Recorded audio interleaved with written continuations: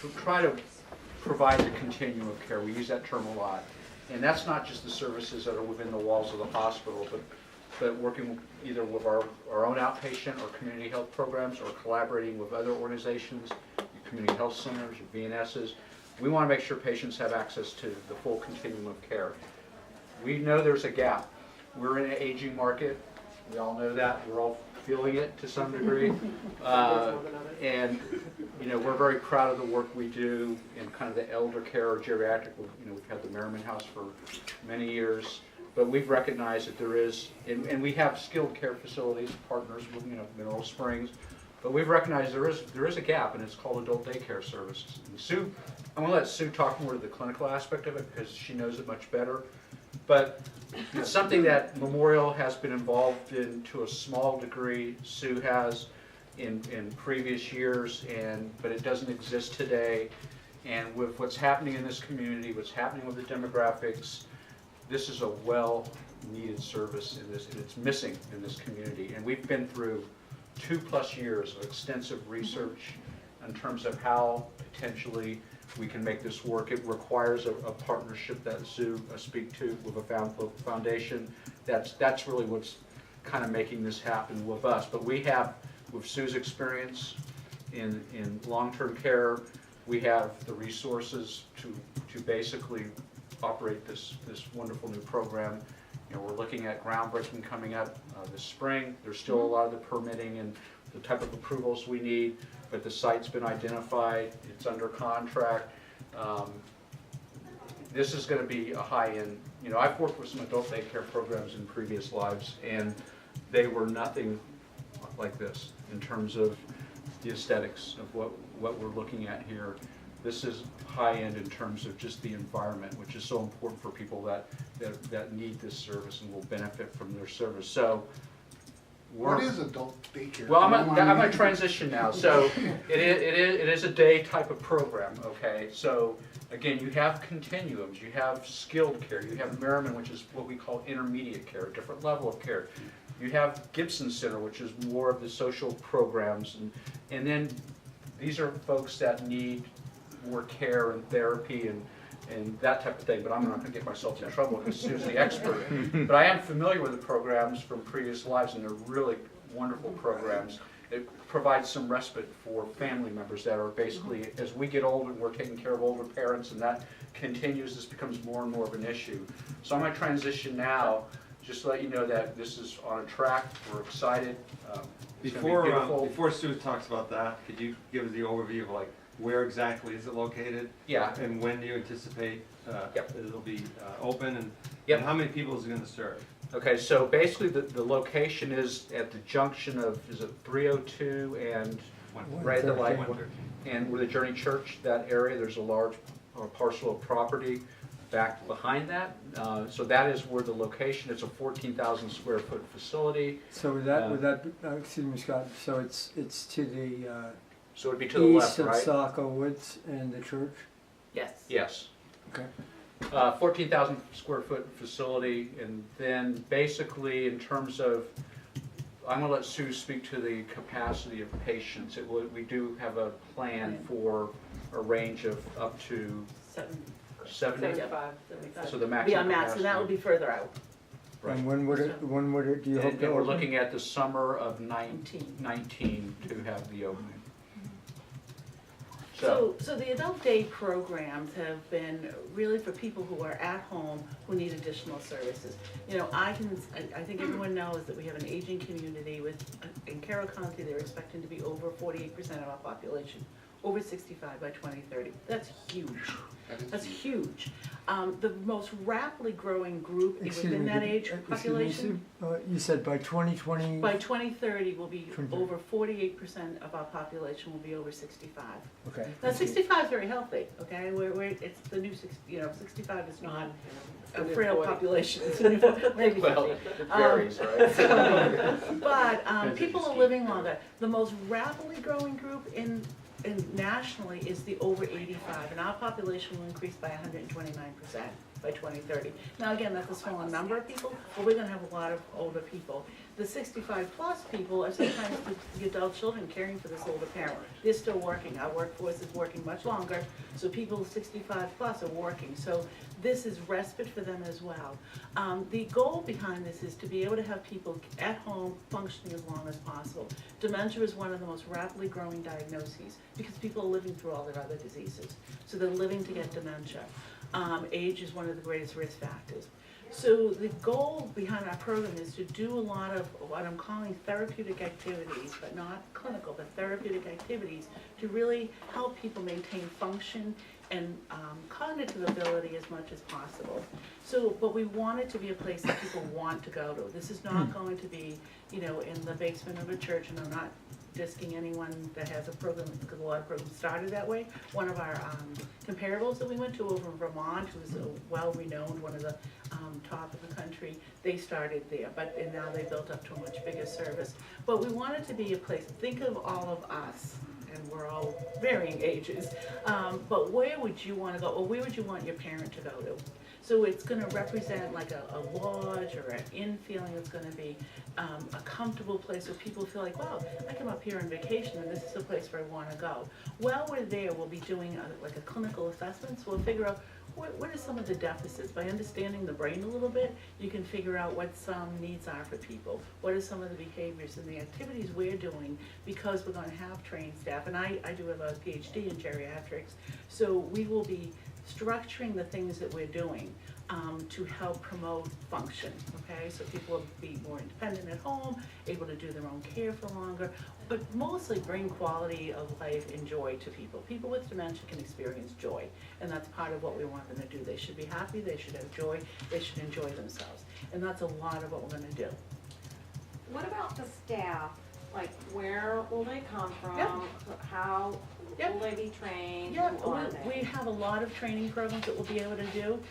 There's a couple of things called the virtual dementia tour, which you actually mimic what it would feel like to have dementia. So we'll be setting up a training program. It's not a huge amount of staff. I mean, we'll start with probably 3 or 4, a max of probably up to 15 at the end of the 5-6 years down the road. We'll be developing a training program. So we'll have there'll be a nurse in there, so we'll be able to do medications, and if somebody needed a wound changed or that kind of stuff. We're doing some have physical therapy, maybe occupational therapy. Occupational therapy is really good about helping figure out what kind of function might work for somebody. What are some of the things we can do? They can be fun, or they can be exercises. So we'll have, and then we'll have our activity staff who will be trained in activities. There's programs you can send people to, so they will be trained in what type of activities, what type of, I'm going to say games, but it'll be more than that you can do for people, because they all have a purpose behind them in terms of really trying to improve some kind of brain function as much as possible. So, and there's a lot of research out there. Our activity staff will be dual trained as nursing assistant, so they'll be able to help with some of the personal care.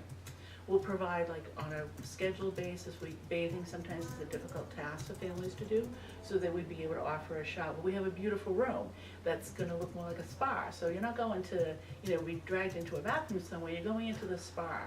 Our salon is gonna have a pedicure chair, so we can do nails, but you're feeling like you're having a pedicure.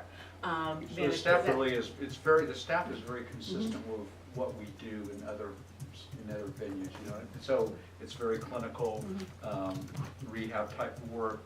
I mean, think about the Merriman House is a different setting for people that are more acute for that needs, but we do a lot of this clinical type care. So that's what makes us a good, I think, a good organization to operate this, because we run clinical programs through the whole continuum. So it's consistent with what we do at the hospital and in our other programs and services. And the caregivers can have confidence that Yes. their person They will can not feel be comfortable neglected or dropping them whatever. off there and knowing they're gonna have a good time, that they're gonna be well cared for by Exactly. trained staff. Mhm. And then we'll do a lot of caregiver support and things that we find that work for the person. We can talk with caregivers, not only the respite, so they actually have time in their house, which caregivers very seldom have time in the house. Somebody may go to their house and stay with their person with dementia, but they don't get to stay in the house by themselves. So they will have that support. That's why partnering, working with Gibson, they're, you know, that frees up that crowd to be able to do all the Gibson social activities, but they don't have to. Sometimes people stop going to Gibson because they have a person, their spouse has dementia and they're at home and they can't leave them. So this takes care of both. It can be people that can come up here on vacation and they can have a place for their loved one to go and have some activities, and they can enjoy our skiing and our summer activities, so. Would the caregivers also be able to kind of network with each other? Oh, So yes. they don't feel Yep. like they're We'll have a alone? caregiver support group, we will have, probably offer some services about geriatric, case management, so helping, you know, that might be an extra service, but help people navigate through the system and go for appointments and set it up, and maybe the relatives out of state. We'll be offering a lot of other services to make it as robust as possible, and working with our partners, you know, working with VNS, working with Gibson, working with RSVP, working with all of our other organizations. We want this to feel like it's owned by the community. This is not just a single service and isolated. This is something that is owned by the community and is part of a community service. It is not gonna produce a lot of revenue, so that's why we'll be looking for volunteers, but it is such a needed service. So you did a needs assessment. You did a needs assessment, so what's the population now that you think you could serve out there? Would you answer that one, Kathy? Sure. We did identify those that would be appropriate for the service, and that included those with cognitive decline, dementia, and/or physical limitations, or some combination of the two. And my recollection is that we identified 1,000 people Local. right now within our service area, which broadly is Mount Washington Valley, southern Carroll County into western Maine. And how do you qualify medically to go? Like, obviously, the acute cases are in the Merriman House. I mean, if someone's driving up from Massachusetts and they just have their dad or mom with it, you just say, There's no great, instead of stopping at Settlers, you go to... There's no qualification. We Yeah. will have to know ahead of time. It's most beneficial if people go at least 3 days a week so you can benefit from the activity. But if somebody's coming up, you know, we'll work on the arrangement, somebody's up for a weekend or whatever. But you will have to, there are some licensing requirements and some regulations, so we have to do an assessment, we have to have But there's not some a medical medical records. referral But there's not a required. medical, there's not a Right. medical need, like you have to be at this level. People, some of that's the pay, people will pay privately, or there'll be some of the state funding, there's some caregiver grants, there's different state programs, so that's what. Medicaid, VA. Medicaid, VA, we'll get contracts for that. So there's a variety of funding sources that we'll look for to help cover the cost of. So can you say, so that's, I mean, two parts to that financial question. One is like, regular Medicare take care of it? No. It doesn't. No. So, Hopefully Medicaid someday it will. So but- a large percentage, is, you guys know better, I think, is what we would call self-pay, correct? Right, There is yes. some, like, there's some small Private pay. subsets, private pay, that's a Yeah. better term, with the Medicaid, VA, but I think isn't. Long-term care insurance. Well, Yeah. yeah. and so how much would it cost to go per day? So right now, the numbers we're looking at is, and this is consistent with other places that do the same, would be $45 for a half day and $70 for a full day. And those are approximate. Yeah. We're obviously Yeah. still working through those details. And you know, and that can be difficult for some people, that's why we'll look for support, we'll look for, you know, fundraising, we'll look for, you know, donations, we'll look for those other grants, the VA contracts, all of that. And just for Um, reference, that's less than a lift ticket. I was Yeah. gonna say. It is probably less than what some people pay for daycare for children. Yeah. You know, I mean, and that's, Yeah. but it's, Yeah, it less than doggy fills daycare, that yeah. need. When you Yeah. think of it, if people are able to be at home longer, and you're not having the high cost of living in a facility, or the high cost in the government for being on Medicaid in a facility, if we're able to keep people home longer with these lower cost services. And, you know, and I didn't even mention all the there's information on caregivers that care for somebody with an older person, particularly with dementia. Their immune system's more compromised, they're much more likely to have chronic illnesses, they still have effects 3 years after they stop caregiving, and they're more likely to die within, I think it's 4 years after the person. So kind of no longer what cared you're for them. alluding to, I mean, in terms So- of the cost of care, period, this is a positive impact.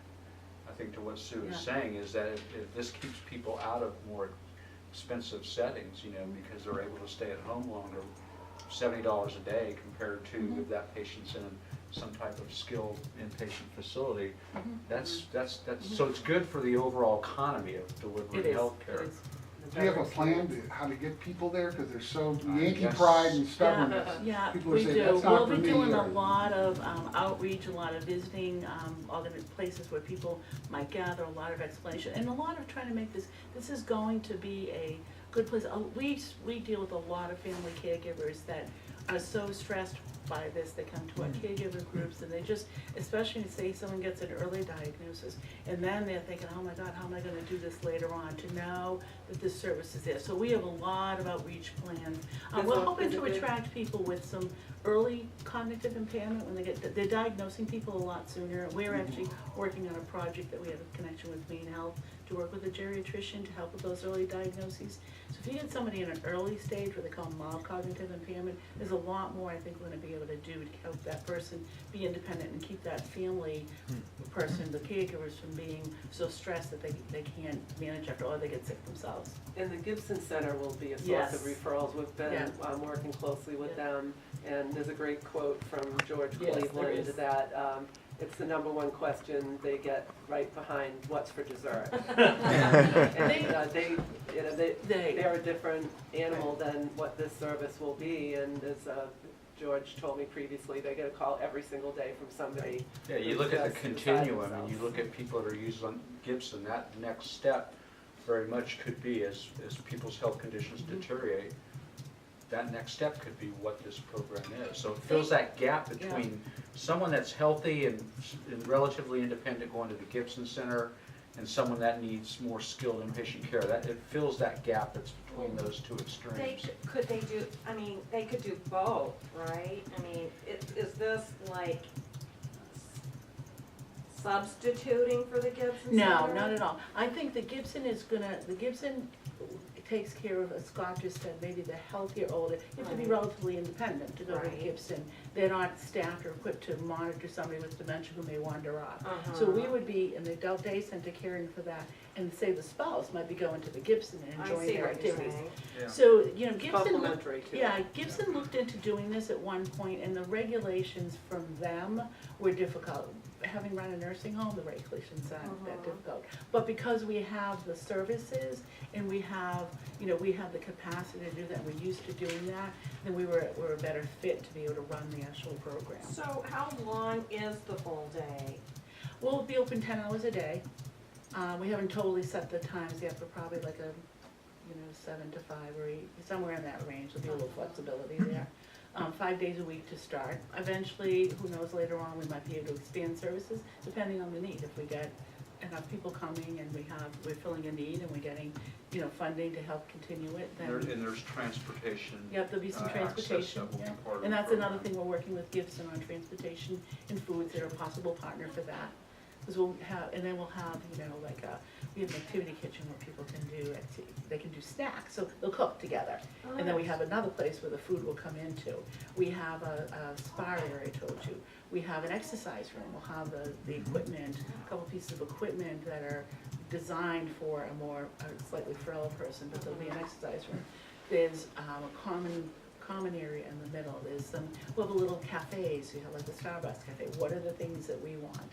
Oh, what, We tell used us to about the go- little office area that you Yeah, pointed so out. That's we've, great. one thing I think we should have is a little office area, so you can have a computer, because what will people of us is, if we look at 10, 20 years, 30 years, we're used to going to work, and you're used to working on a computer. So if you have somebody who's trying to think, oh, I want to get out, I want to go, you're like, oh, time to go to work, and so they go in and they sit at the computer and they do that, and you feel good, you feel like you're being productive, you feel like you're being, you're being useful. I think we should have a little cocktail area too, because if someone at the end of the day is saying, I want to go home, we say, your daughter's going to be a little late, let's go grab a glass of wine while you're waiting, whether it's real wine or not. But those are the things that will be normal for because we're in an interesting place that we have an older generation now who is may want some different things, like they may still use paper calendars. And then we have the next generation coming up, the baby boomers, who are not gonna be happy with that stuff. We want more electronic stuff, we're used to that. So the games that we might play would be like, say, a Jeopardy game, but you're gonna have, it's designed for people with memory loss, that it has some more cues in it. So therefore, people can kind of guess it better, and then they feel good about what they're doing. So we're designing it to fit both populations. Are you gonna have, I've seen how music helps Yes, we'll have a people, lot of music. it somehow brings back It does. memories, so are you gonna have music Absolutely. as part of it? We'll have a lot of music, we'll have outside groups, we would look for school kids to come in. We'll also do a lot of music.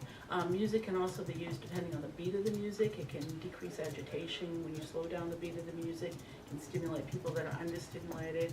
We use a lot of memory music. There's different programs that we'll be using. One's like a Never Too Late program. So you're using reminiscence, which is a really positive experience for people.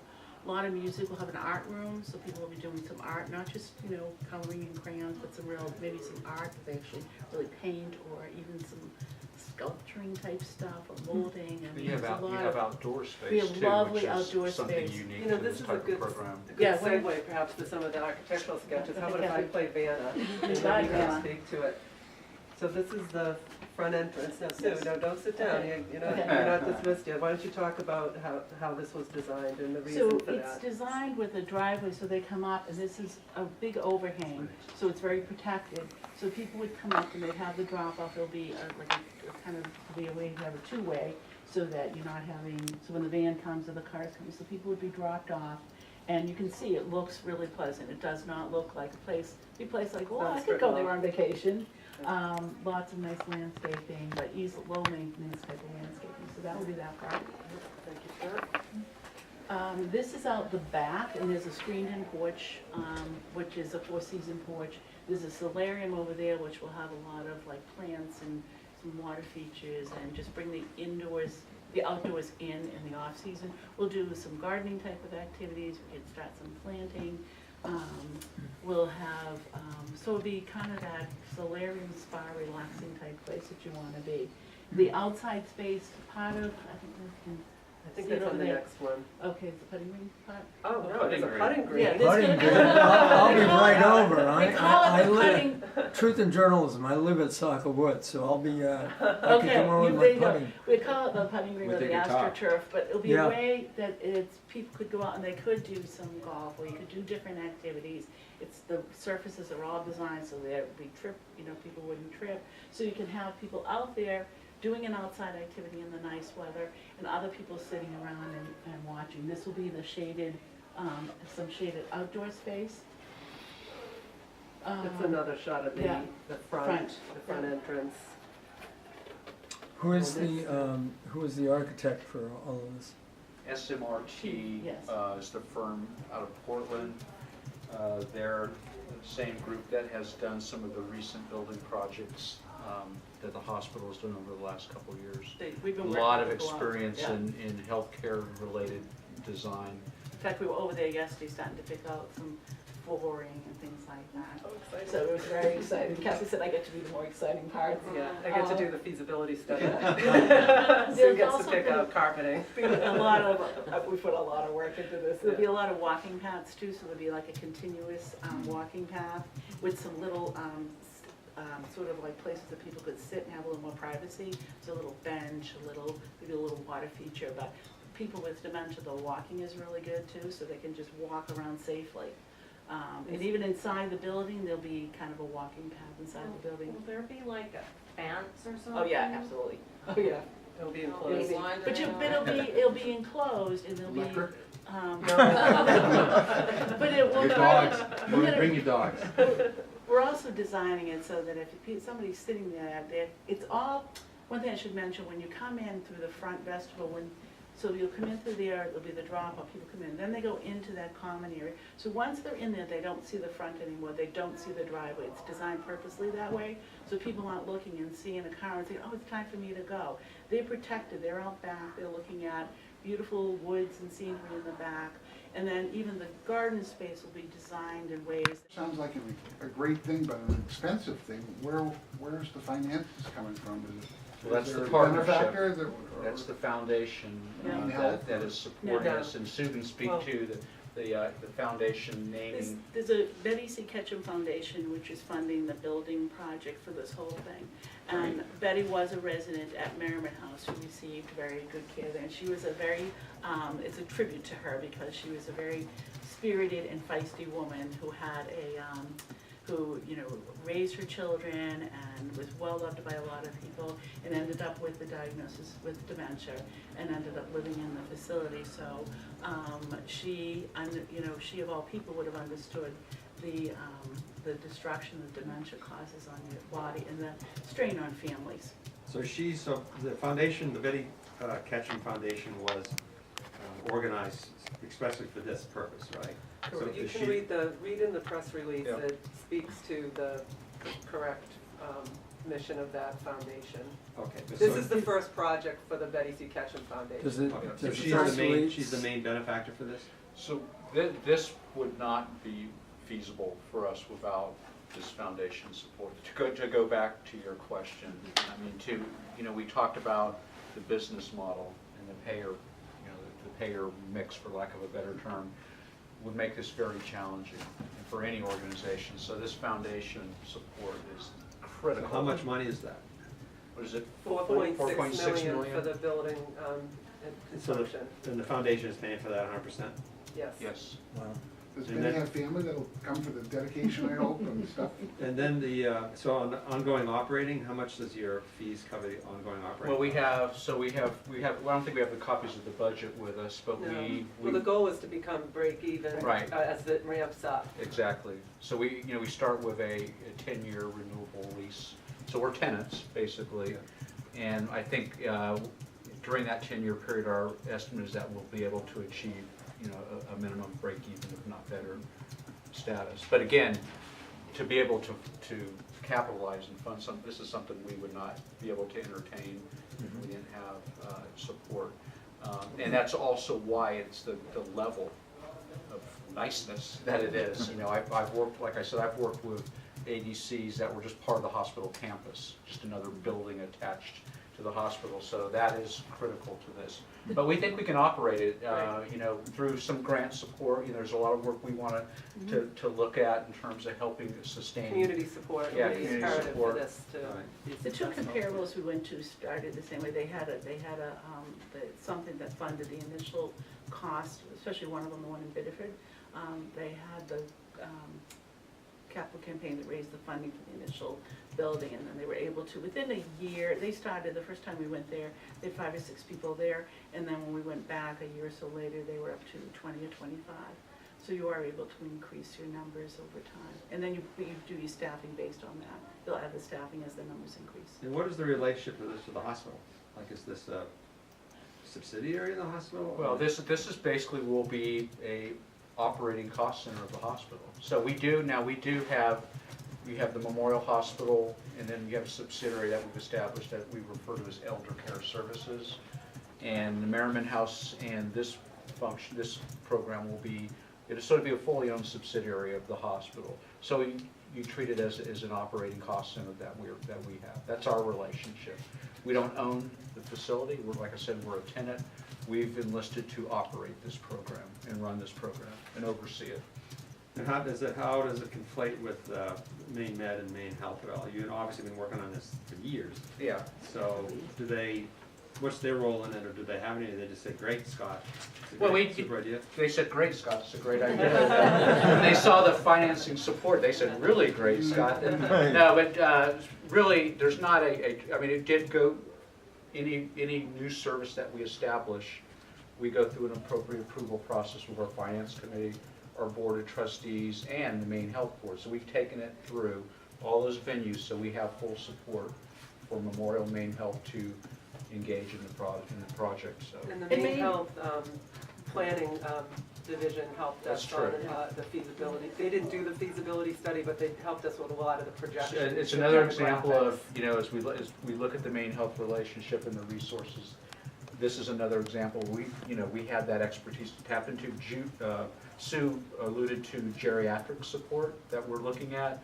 again, that would be another thing coming out of a Maine, because we don't currently have that now. Access to a So Maine Health geriatric does have a facility. role in helping support Yeah, this. Maine Health has a, one of the divisions over there is the Center for Healthy Aging. So they do have a division that focuses on aging. Maine is the oldest state in the country, I think New Hampshire's And the we're the second second oldest. oldest. So there's a real focus on aging and the need for aging projects, and I work with the Center for Healthy Aging quite often.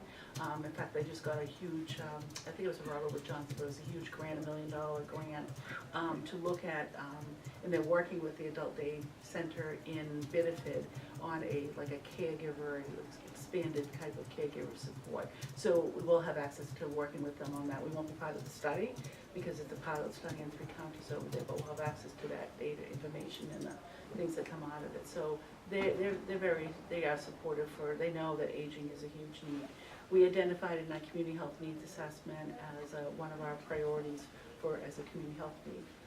Aging and behavioral health are two, and this fits both of them really. Can you talk about, maybe I should know the Ketchum family, but can you talk about Betty Ketchum? Is she a local person, local family? And when Originally did she was die? When did she die? Oh my goodness, I don't remember, quite a few years ago. I just knew her from being a resident at Merriman House. She wasn't originally from this area. Was that like 5 years ago, Sue? Is it, like, is that, just give them a time frame? We can get back I to you want to with think that. it's more, I think it's I think it's longer more than than that. that. She was just a very feisty woman. She worked at the Glover Hospital in Needham.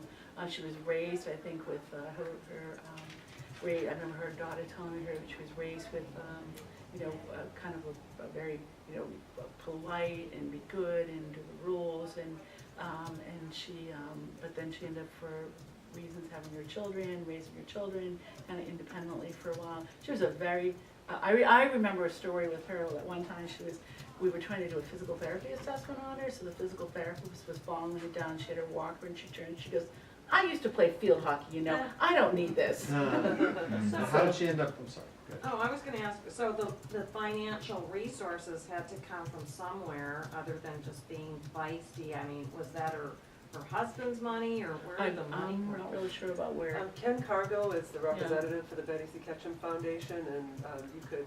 It's in her give them a memory, ring for not that. necessarily her resources, but it was in her memory. But it's somebody's money, right? You can talk to Ken Cargo. Ken Cargo. So how did she end up here? Betty? I think family were in this area. So if I go see my doctor, Dr. Badger, and he says that, Lloyd, I think you've got some early onset dementia, would he then refer me to you folks? Is That's that what we the would hope? like, that's what Yeah. we would like having, that we do a more comprehensive assessment, that might be working with the Maine Health Geriatric Center.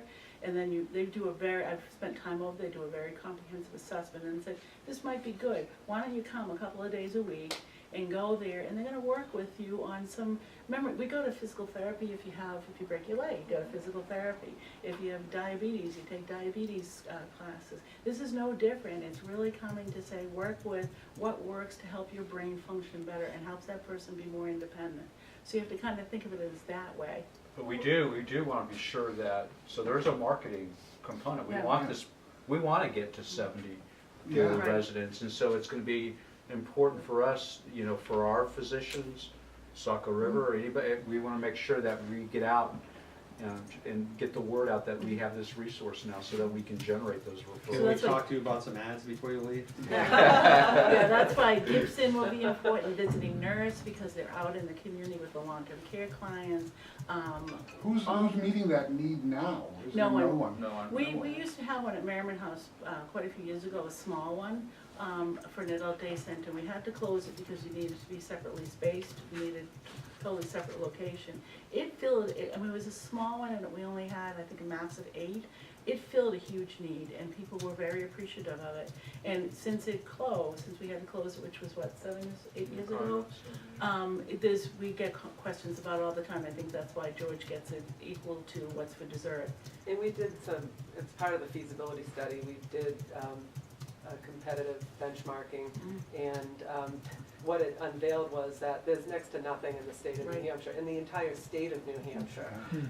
There is a part-time program at Huggins, but it's pretty small scale, right? Yeah. It's a couple of days a week, Yeah. and let's see, there's that new one in Tamworth Tamworth. that's home-based, but isn't necessarily a therapeutic Right. approach.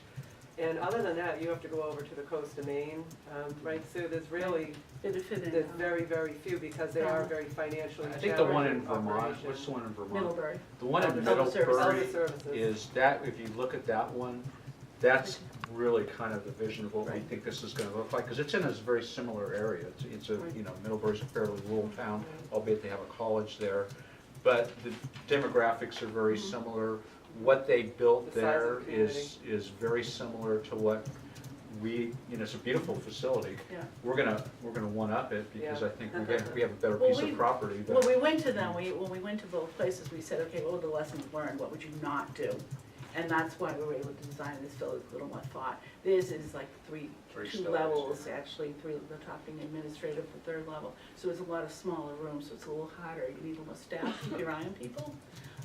The one in Biddeford, which is a little, they have that, once you're in there, you're kind of in this open space. So we asked a lot of questions about what would you do differently? And our facility is designed so that it can be run with minimums, with the less staffing, with the best care, so that they're not running from room to room looking for people. We're able to do the things together. So this is not only, it's kind of bearing the lead a little bit, but this could be, it's not only the first and only in the state, right? But it could be, That's a truly standalone. Yeah. Best in Yeah. class, center of Yeah. excellence. With really the geriatric support services that I don't think any other place really has. So, let's say you get the numbers, could this population be like involved in like clinical trials or Possibly. research? Possibly, I mean, I would see, I think that's what the benefits of part of our connection with Maine Health is that we would have some access to, maybe not so much like clinical drug trials, but there's some research coming out now that they're really saying that the cognitive retraining, it's preliminary, but saying there's some benefit to that. What do they say? It's cautiously optimistic or something like that. Right. So I think we could do that, hooking up with universities like UNH, and as well as Maine, as well as with the Muskie Institute, or and that we would have some of the benefit of being part of Maine Health. I think we'd have more access. I mean, you know, I do have a PhD, which is also a credible degree to have to participate in some research. So I could see us participating in that type of trials or research to be able to be one of the sites. So, if this is the only one in the whole state, like Well, it's how, not the only one in the whole or state. I mean, if there's nothing if it's like it, no, quite like this. the best one in the whole state. So how far of a, you know, geographic People can region? come from any place, but you know, the reality is you have to Correct. get it, so we'll have some limited transportation. So it's pretty much our service area, which is Western Maine and. It's the Mount Washington Valley. Yeah. And because of the lack of comparable facilities, I think we assumed it might go a little further out than our secondary area, like maybe it will pull from Molten Borough. Yeah, so if you or look down at our, south of if you look at our Ossipee. what we refer as our primary service, that's however many 10 towns within the Mount Washington Valley, and then we look at secondary, which gets into that TAM. That goes out as type of- far as right. Brownfield, Maine, so Right. it just, it bumps out from our Right. regular service area, maybe by 10 miles or 20 Okay. miles. So, Possibly so co-ops, if people work in this area, they might wanna That's be true. dropping somebody off as they come down to work here. so it sounds like it's not only for the patients, but it's for the caregivers. Exactly, Yeah. It's- absolutely.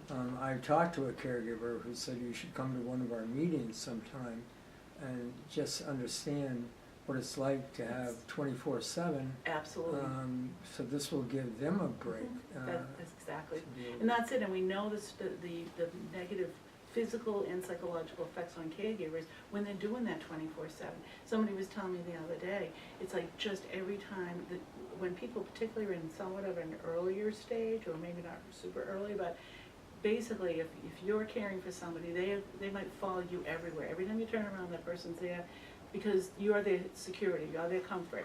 So they can't even go to the bathroom or go do the laundry without that person looking for them. So this does give respite to that caregiver, so they are able to manage long.